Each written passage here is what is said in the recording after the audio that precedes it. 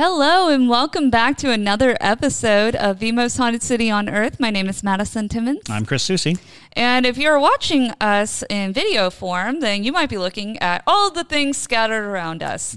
If you are just listening to this podcast, well, we are currently surrounded by a bunch of ghost hunting equipment. That is correct. Yes. So we thought it might be a fun idea to kind of go through some of the various items that you can bring with you on a ghost hunt. We certainly talk about ghost hunting tools a lot on this podcast, so we thought we'd bring some on and introduce you to them. For those of you who are not familiar, and for those of you who are, you'll know the kinds of things that we use.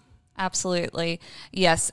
Because I feel like that is like one of the biggest fears that a lot of people have when they start ghost hunting is like, they're like, oh, this is a lot of equipment I don't know how to use. And like, what is that? Like, what is a spirit box or what is an EMF reader, yada, yada, yada.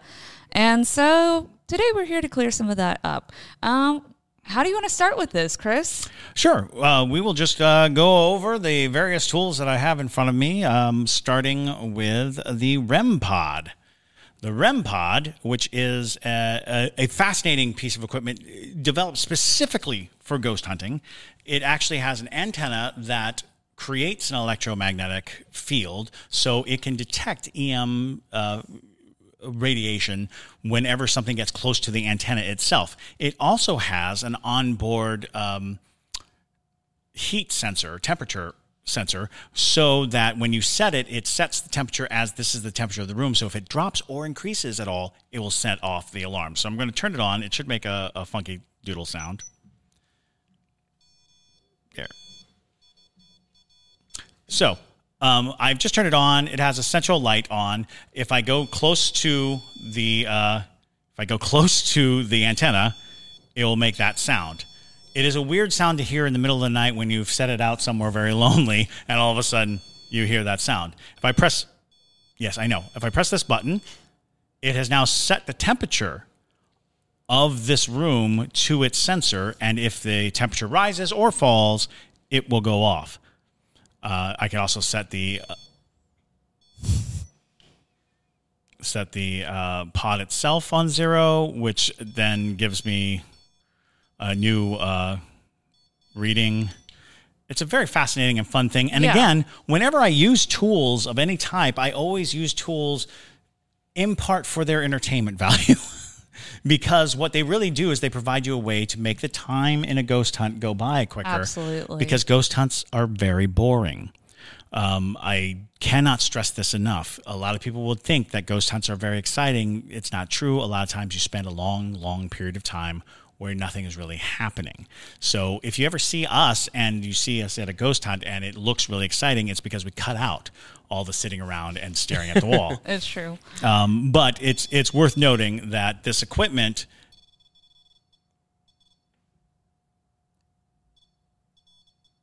so it's going off. And we are in definitely a haunted location. Yeah, we are in definitely a haunted location. That was weird. I don't know. How close does it have to be for it to go off? Oh. So like you got to be. You have to be right on it. As a matter of fact, when you're usually trying to communicate with spirits, you would say, "Come close to this antenna," and hopefully something will come and pass by it. Yeah. And cause that reaction. So oftentimes you're just basically saying, do you see that red light? Go towards the red light. Touch the red light. Touch this. And it will go off. It just went off pretty soundly for a while there. So what you were hearing was the actual device going off. Mm-hmm. And mind you, we have been sitting in here for hours talking about ghosts. Looking for ghosts. So it is not out of the realm of also being that the ghosts are sick of us at this point. I am sure that we've been talking their ears off. Yeah. We noticed that when we tend to film episodes in bulk, sometimes the ghosts are literally like, okay, you're done. You can be done now. Finish. Yeah, finish. We had the ghost tube on earlier, and it was like finish. It was like, oh, it's time to finish. Yes. And it was actually right. It knew what time we were supposed to finish. So good on you for keeping time as a stage manager ghost, I guess. It's a stage manager ghost, or it's just the residual energy of Kristen Osborne. Just standing Let's here like, stay on schedule. yes.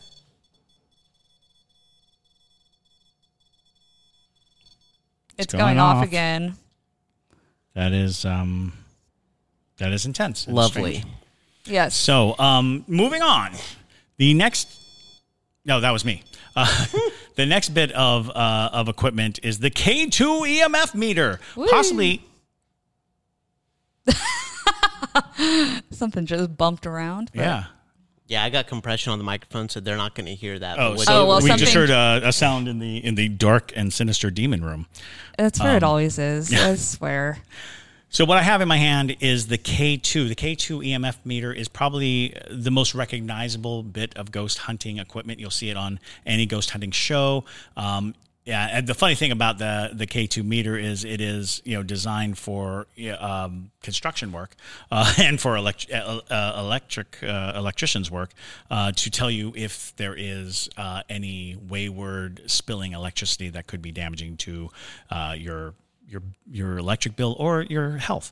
So you basically turn it on, and it has a range of lights. There are 5 lights on the top, and whenever something comes along that is of a specific brand of electromagnetic makeup, the lights can go up and down. And usually in ghost hunting parlance, if it gets to 3, it's a pretty solid chance that you're dealing with a pronounced entity. If it gets all the way over, you're dealing with a pretty powerful entity. I have been on numerous ghost hunts where the sustained lights go up and we're like in the middle of the woods.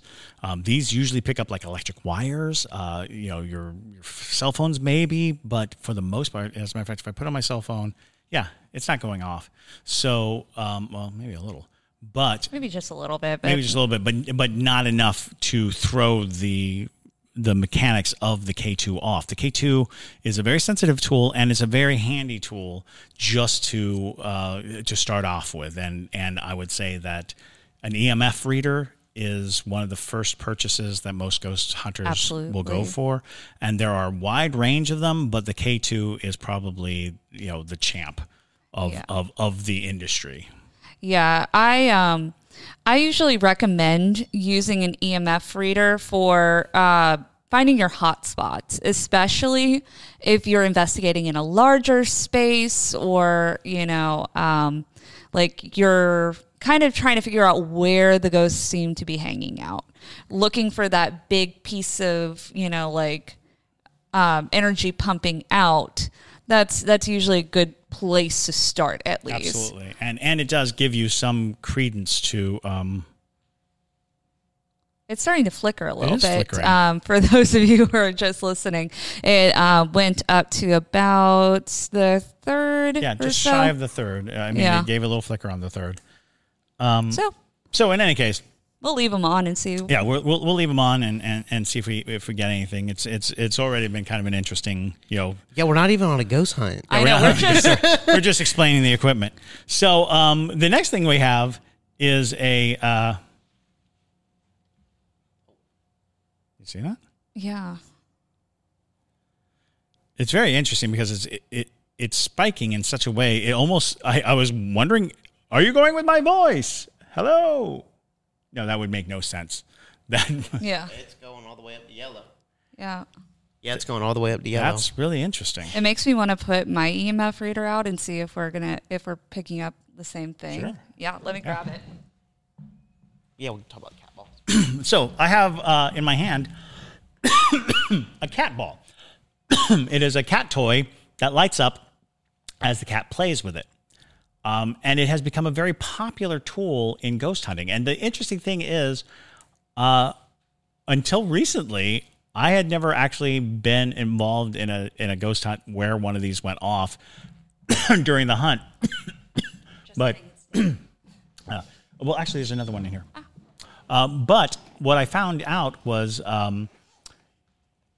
they are very good at just detecting the strangest motions, and we had an amazing experience at Graveface during a ghost hunt where it was going off readily and steadily, and it was very peculiar. because, like I said, nothing was vibrating around it. There was no reason for it to be going off. And so, like, if you leave it alone, it'll turn off. But if it receives any vibrations or any movement, it will come back on. And we have had strange experiences with the light. And basically, again, when you're using these tools, you're oftentimes having to instruct a spirit to come play with this ball, come touch the ball, come touch the antenna. Do you see this light? Come to the light. Because in many instances, they have no idea what you've laid out. They don't have any, clue as to how these things work. So by asking them, inviting them, telling them, do you see this ball? Could you touch the ball? Do you see this, light? Could you touch this light? It gives you an opportunity to establish the intelligent haunt scenario, which is if I speak to the spirit and it responds through action, through touching these things and through causing the lights to go off or whatever, that gives you an idea of whether or not the presence is here. And actually, if you because I talk with my hands, I am causing a lot of vibration, and the ball isn't going off, which is a real indication of how much. Sorry.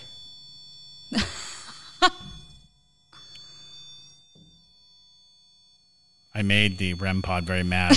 Yeah. trying to make the cat ball go off. I will say too, at the Greyface Museum, I put this up on a display case so that had a ledge around it, so that way it wouldn't roll off. Right. It was very very secure. And so basically, I just pounded on a table right next to it, and it did not go off. Yeah. To the point at which I was worried that but when I touch it, it goes off. Yeah. And these are great to use just because it does not take a lot of energy for a spirit to use it. Right. And so it's more enticing because the spirit doesn't always want to waste all of its energy entertaining you, because it takes time for them to rebuild that energy source. So if it's only just like a little bit, a lot of times they're like... In cases with this kind of sensitivity, it's not moving because I'm moving the table. I'm moving the table and it is jiggling. Yeah, I'm sorry. But a spirit can actually pass its, finger through it or touch it at it. And it doesn't have to move for the spirit to set it off. Mm-hmm. It just, this specific array will go off if it has any type of interactions. I think the cat ball is my favorite, to be honest. Oh, JP well, it's so exciting. It's very exciting because it is one of those things where you're like, I don't see how that works. I don't see how it could have gone off in this situation. Because you can really focus in and say, okay, I'm not going to move anything. Nothing's going to move. We're just going to sit and look at it. And then when it goes off, you're like, whoa, which is a kinder way of saying, oh no! Oh no! A ghost! A ghost!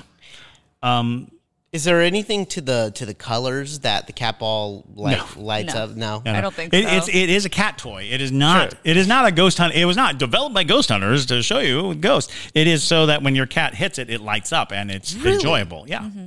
Oh, so it is literally a cat toy. That's why we call it the cat ball. Yeah, it's literally for mental enrichment for cats. Yeah, exactly. and so also cats can us. have some excitement. And we love watching cats play with these things because they light up, they roll around, and cats chase them, and that creates a very exciting afternoon if you have a cat. If you don't have a cat, then the only reason to have these is indeed to ghost hunt. Yes. Okay, so moving along. The next thing is I have a small thermal camera that actually attaches to my phone. And this one is Seek. It is not the top of the line. FLIR is the top of the line if you're going to buy or invest in any technology that goes into the infrared heat seeking. I would say you would want the FLIR. But this, you just plug it in, it becomes the camera, and then whatever you're pointed at, I don't know why I've done that. Do this. Also, the EMF reader did spike up to like the orange and the red at one point. So let me see if I can get JT in there. Yep, that's JT. So there we go. So you've got basic heat sensing capabilities. This is great for looking for registries of where something has been. In the cases of like looking at for ghosts, sometimes you're looking for cold. So you're looking for dark spots rather than the bright spots. A lot of times people will see like handprints and things like that left. In my experience, when you are getting an increase in heat, it is generally not a good idea to pursue that spirit, because a spirit using energy causes heat. And that means there might be something preparing an attack or preparing to create a physical manifestation. So the hotter it is, the more energy it's consuming. So be wary of the hot spirits when you're using these. Usually you're looking for like a darker spot, a shape that looks like a human being but isn't glowing like this. So and it's fun to just like look at your fingers and look at your toes through the lens of infrared heat. So moving right along, the next tool is our grid pen or our laser pen. Now the laser pen it's a fun thing because it kind of is like a visual LiDAR. It creates a pattern. I can actually put it on this so you can see it. It creates this grid pattern that if anything moves in the grid pattern, it creates a texture, an outline of whatever it is that moves through it. So as it moves through, you're breaking the laser lights and you will get an idea of the shape.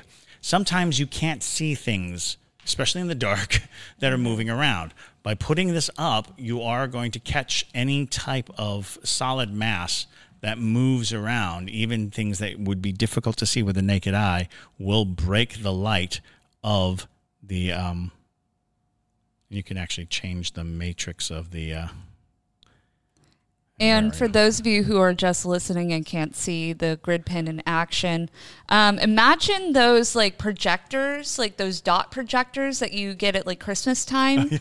That's essentially what it is. It's just like it projects just little dots and a lot of them. And I didn't change the battery from our last adventure, and the battery got drained. It was a fresh, brand new battery, and it was drained out. It was whatever was over in that corner did not. I did not enjoy the grid light at all. No. You questioned us about it, and then of course made it very evident clear that I did not like it. Yeah, it was just started.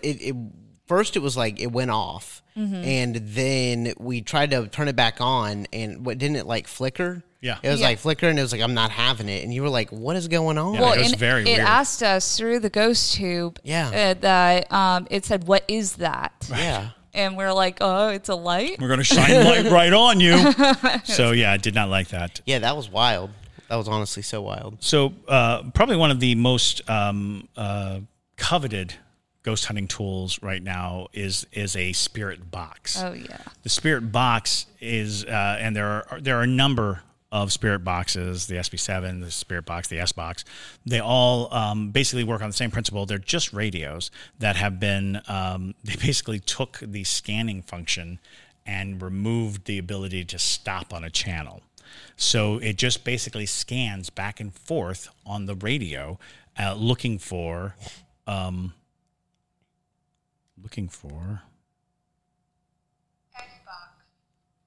said S box.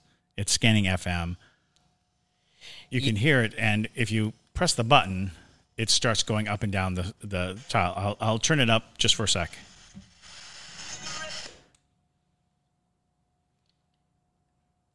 Luckily, I have another one of these too. Could you hand me I another also one? have one too, if need be.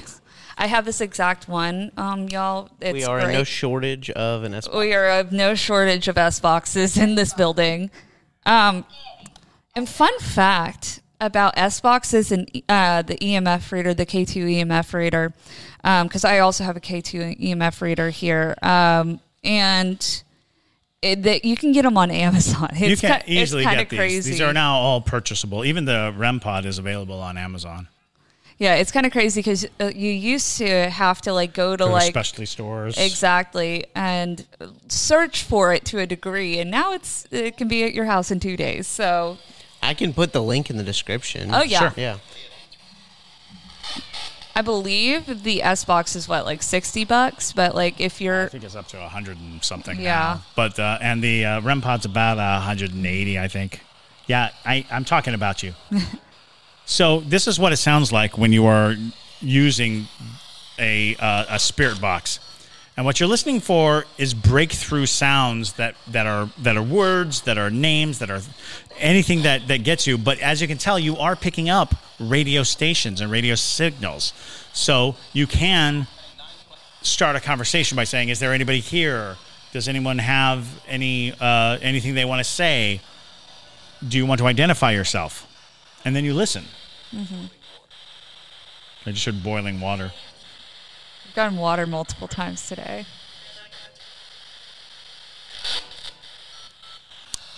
So will it be actual voices coming through? Sometimes. Like, Sometimes, hey, yeah. how are y'all? You know, or Sometimes. okay. So you can also turn it to AM.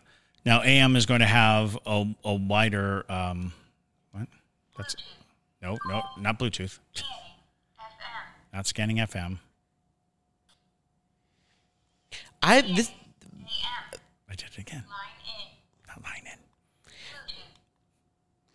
This is honestly one of my least favorite of all of them, solely off the fact that I never have seen it work ever in any way. Like, I've seen the cat ball work.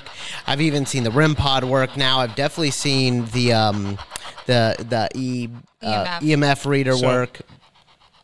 I have seen the Spirit Box work in several different capacities.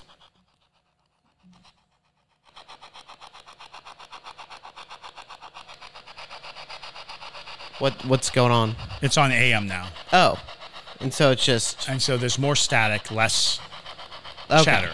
Got it. Mm-hmm. And then the voices that come through are a little more clear. And you can change the speed at which. Oh, wow. Mm-hmm. And something cool about the Spirit Boxes, too.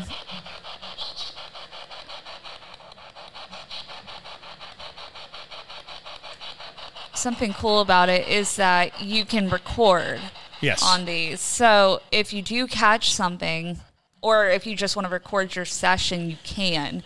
So that way you're able to offload onto your computer what you captured. And also that way you're able to skim through it again, and you might catch something that you might have missed during the investigation. And the more organized you become, you would keep logs, and you would write down every time you heard something that you weren't sure of. And if you're recording it, then you can look back at your logs, find the time on the log, and figure out exactly when the event occurred. Now, one of the most popular ways to use the Spirit Box now is called the Estes method. Mm-hmm. And the Estes method was created in Estes Park during a investigation of the Stanley Hotel. And basically what they do is they put a headphone, oftentimes a noise-canceling headphone, on somebody and separate them from the person asking the question. Because a lot of times when you ask a question, you're listening for an answer. But when somebody's just listening, they hear words and they just start speaking the words. And fascinatingly enough, oftentimes the answers that are coming through are are answering the questions that are being asked. These two are both going off at about 3. Really? These two EMF readers. Both of the EMFs are? At the same time. Yeah. It wouldn't be the light above them, right? No. It would Shouldn't be. It would have been going off like crazy before that. No. If it was the light. Oh, wow. And it's not the camera filming it. No, it's not close enough to the camera. Wow. Okay. Yes, I'll go ahead and turn this off because it is kind of annoying. Oh, it's super annoying. And that's one of the main reasons why it becomes detracting. And why the SES method is nice, because only one person is having to listen to that scanning sound. Next up is dowsing rods. Dowsing rods work on a similar principle to pendulums, really. They are using your physical energy to be a conduit for communication. And the way the dowsing rods work, and called dowsing rods because they were how people used to divine water. They would walk around and wait for the rods to cross because they would be over water. Stop that. And supposedly you can communicate with spirits by asking the spirits to cross them and then to uncross them. And then when you have them at a point where you feel comfortable, where you say yes, no questions, so that, cross for yes, or towards for yes, away for no. So you say things like, did you die here? And then you'd wait to see if the rods crossed or went towards each other. Okay. Like that. Like that. And then, you would, where are you going? And then you'd say things like, were you murdered here? And then you'd wait. And if they go apart, that means no, they were not murdered here.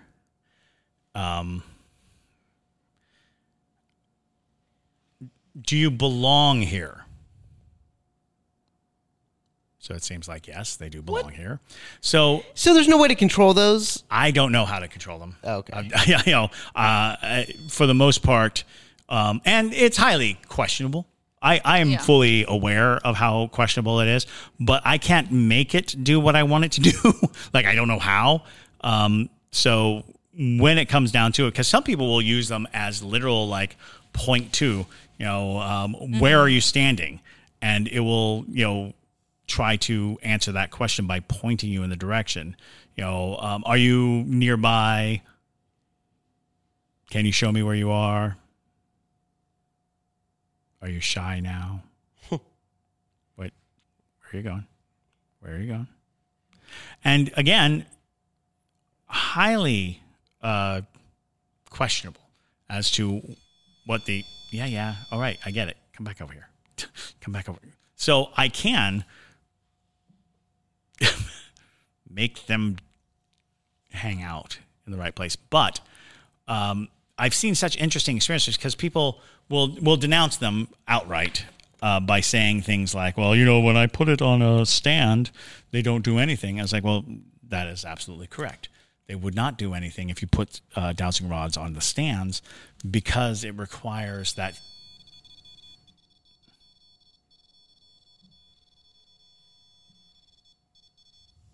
Hello. Hi.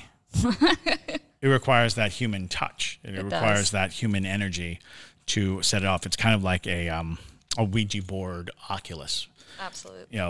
The placard on the Ouija board is there. If you're not touching it, the likelihood of it moving at all is very, very slim. And if it does, run. Yes. So that brings us to our final bit of ghost hunting equipment, and that is your phone. Mm-hmm. My phone. It's my phone. It's like my phone, you mean? You mean my phone? Okay. And there are a number of apps that you can use to ghost hunt.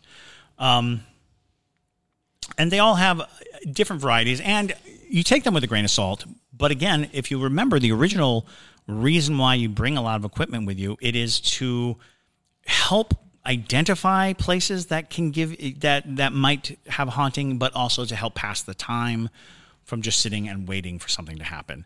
It is a very forward, active way to experience things. So there is a Spirit Box app, which is fine because your phone can pick up radio signals. I'm telling you, sometimes ghost apps don't work in this building, like in certain spots. So this is basically just going through the radio stations on my phone. So this app is interesting and fine. It is a Spirit Box app, and it has its purposes, but it doesn't make you listen to constant droning static. Mm-hmm. I see. which so it's only picking up those peak signals that are pushing through as it scans through, and gives you a likelihood of a hearing voice rather than that constant radio chatter. What's the science, but like when it comes to ghosts being able to like speak through radio waves? Iffy. Yeah. Okay. Yeah. But Heard. here's the interesting thing. There's a lot of different theories that go on, because the concept is a ghost doesn't really have the tools to make noise by itself. Oftentimes it is utilizing other sounds to create what we consider to be its voice. That gives it sort of this interesting thing. There was a long time when like turning your TV to a Yeah. channel that's not receiving, so you get this white static, this white thing. And some people say take pictures of it, but really what you're doing is you're creating static, a sound that then you can try to discern from the sound, and the spirit can use the sound to shape it so that it becomes words. In the case of a spirit box, there were numerous occasions where people were thinking of a loved one or something like that, and their radio started to scan and would go literally. One of the creepiest stories I ever heard was a guy who was like working in his garage, and he had the radio on, and he was thinking about his father who had just recently passed, and the radio station started going up and down on the radio dial, and he's like trying to figure out what's going on, and it fell on the words, "I know why I died." But it was coming through, and it kept doing it. Wow. It was like and just went over and over and over again. And he went to investigate because it was thought to be natural causes. And then, Sure. whatever. I don't even remember the rest of the story. I just remember how creepy that moment was. And that was, I heard that story before I was ever familiar with the concept of a spirit box, but now spirit boxes are everywhere. That's true. So we have, like I said, Ghost Tube makes 3 ghost hunting apps. The first one that I ever downloaded, I find to be incredibly creepy, because what they've done is they basically made a spirit box, but they've decided that it should sound really creepy. Yeah, they did. They added this very odd echo to it. Also,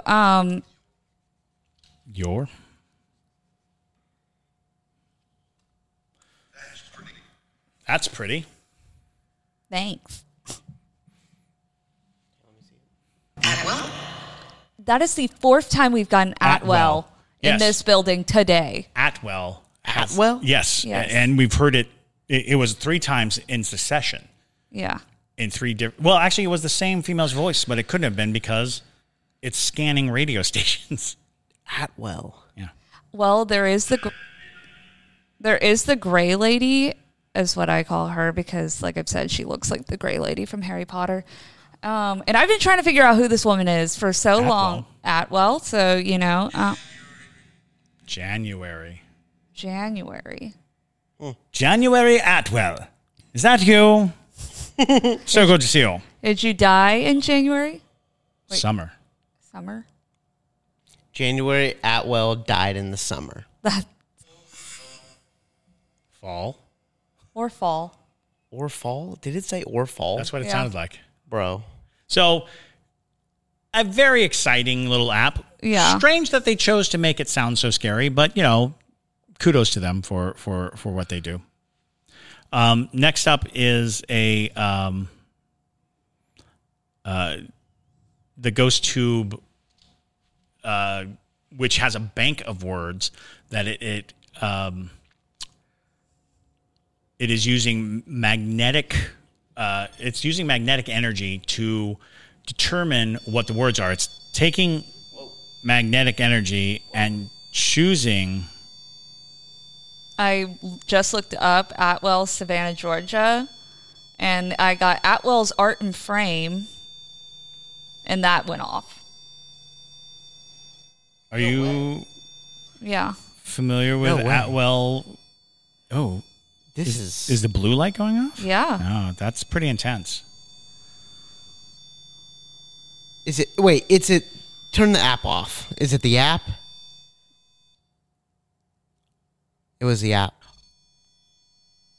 The app's not No, on. wait, hold on. The app's not on. The app's not on. Are although, you like- on the app, Madison? No, I'm just on Google. So if I bring the app back on, so the app's back on, but that's just being close to it. it wasn't the app. No. So it wasn't the app. Are you related to Atwell's Art and Frame on Drayton Street? What? Is that your family? Oh, God. So, for those of you who do not, who are not watching the video, need the to watch REM the pod is video. going off, and it seems to be in direct response.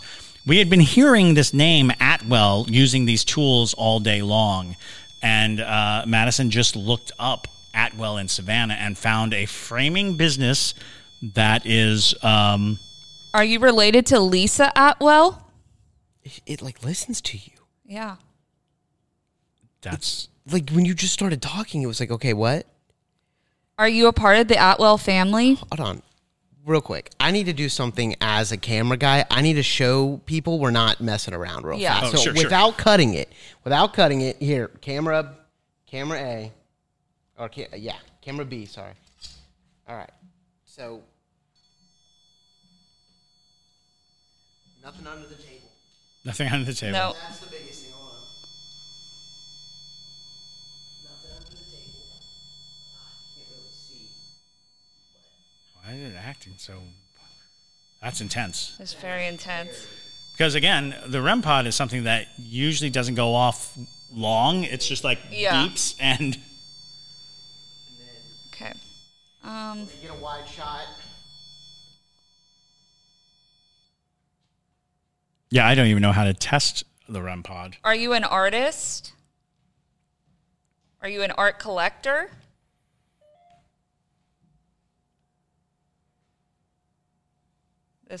Every time we turn this on, I swear. Yeah.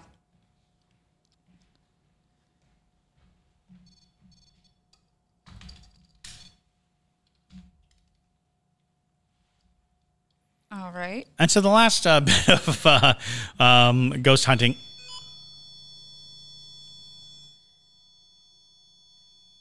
It's not me. It's not me either. I turned this on because I usually can get a name through this. So, final thing is this. This is an app that Ghost2 puts out that has a LiDAR, which means that it is conditioned to find human form. So, if I point this at Madison, you can see that it creates a wire skeleton to sort of. Yeah. So you can see this wire skeleton that it creates because it recognizes the human form. Now, you can walk around and try to find other instances of these wires. They will sometimes catch on bits of equipment and think that it represents a human. So anything that has that kind of T shape usually brings it about. But it's a fun tool, and you can scare yourself pretty silly with one of these, because you can turn around and there will be a wireframe skeleton coming at you. See my wireframe skeleton self? Hello. So can I have it to see Yeah. if to see what's over by that maybe? Sure. You can record too if you want to hit the record button. All right, I'll go ahead and record it. So, Atwell. Atwell. Is there an Atwell here with us? Or are you looking for Atwell? Is Atwell significant to you?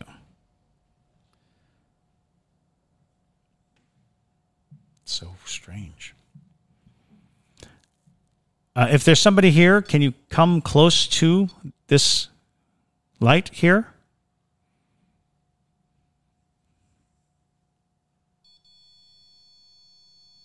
Thank you. Thank you.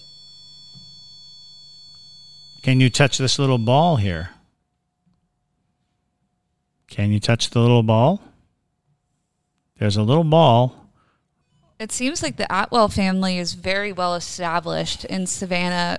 There's Atwell's Art and Frame that's still around, that's over on Drayton Street in downtown Savannah. There's Atwell Pecan Company Oh. from the 30s, which is interesting. Oh, I wonder if this was a warehouse for the Atwell Pecan Factory. Was this a warehouse for your family?